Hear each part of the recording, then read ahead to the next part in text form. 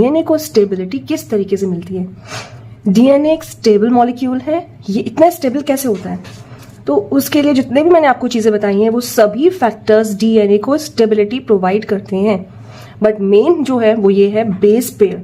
Base pair यानी purine का pyrimidine से जुड़ना, बॉन्ड बनाना, प्यूरिन का पिरिमिडिन से बॉन्ड बनाना, प्लस इनका एक दूसरे के ऊपर स्टैकिंग, एक दूसरे के ऊपर अरेंजमेंट, ये बेसिक फैक्टर है जो डीएनए को स्टेबिलिटी प्रोवाइड करता है।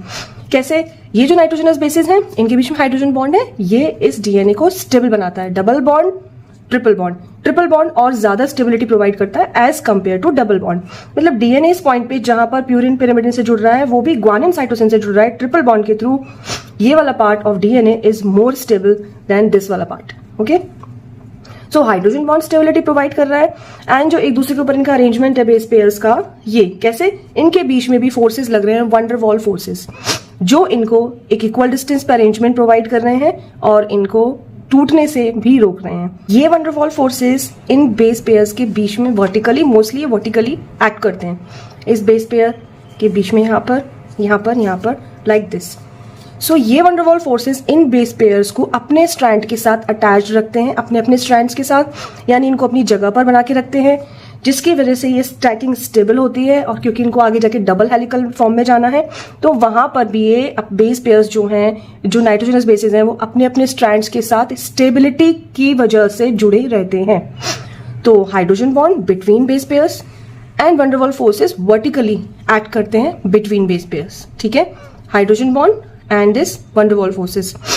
अब ये दोनों के दोनों बॉन्डिंग और फोर्सेस हैं, ये डीएनए को काफी स्टेबिलिटी प्रोवाइड करते हैं। एक्चुअली इंडिविजुअली अगर बात करें तो ये दोनों के दोनों फोर्सेस कैसे होते हैं? ये वीक होते हैं, लेकिन ये क्योंकि ये ग्रुप में है तो ग्रुप में कोई भी वीक चीज स्ट्रेंथ में आ जाती है। जैसे आपको पता ही है, अगर कोई भी वीक चीज है, कोई भी आर्टिकल वीक है, कोई भी चीज दुनिया में वीक है, लेकिन अगर वही चीज बहुत सारे ग्रुप में आ जाए तो वो स्ट्रांग बन जाती है। तो just like that wonder wall forces यहाँ पे स्ट्रांगली एक्ट करते हैं और इन बेस पेयर्स को अपनी जगह पर रखते हैं, और ये प्रॉपर स्टैकिंग में हेल्प होती है, और ये डबल हेलिकल डीएनए को भी स्टेबल बना के रखते हैं।